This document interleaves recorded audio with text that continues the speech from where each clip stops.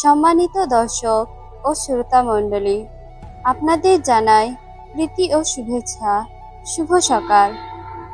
আজ সোমবার 23 জুন 2025 খ্রিস্টাব্দ।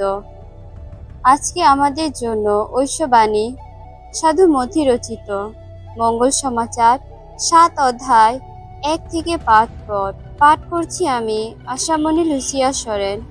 পাঠের শিরোনাম, পরের বিচার না করে বরং নিজের দোষ শুধরে নাও। যিশু একদিন তার শিষ্যদের বললেন, পরের বিচার করতে যেও না, যাতে তোমাদের নিজেদেরই বিচারে দাঁড়াতে না হয়। কারণ তোমরা নিজেরা যে বিচার নীতিতে পরের বিচার করছো, তোমাদেরও একদিন সেই মতো বিচার করা হবে। তোমরা নিজেরা এখন যে মাপকাঠিতে অন্যকে মেপে নিচ্ছ, তোমাদেরও একদিন সেই মাপকাঠিতেই মাপা হবে। তোমার ভাইয়ের চোখে যে ফুটোটুকু রয়েছে, সেই দিকে কেন তাকিয়ে আছো?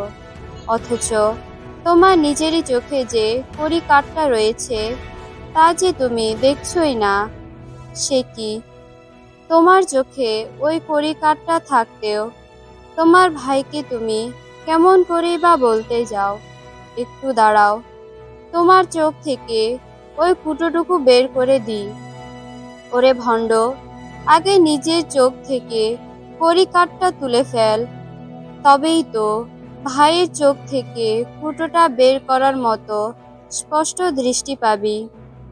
খ্রিস্টের বাণী। খ্রিস্ট প্রভু তোমার প্রশংসা হোক।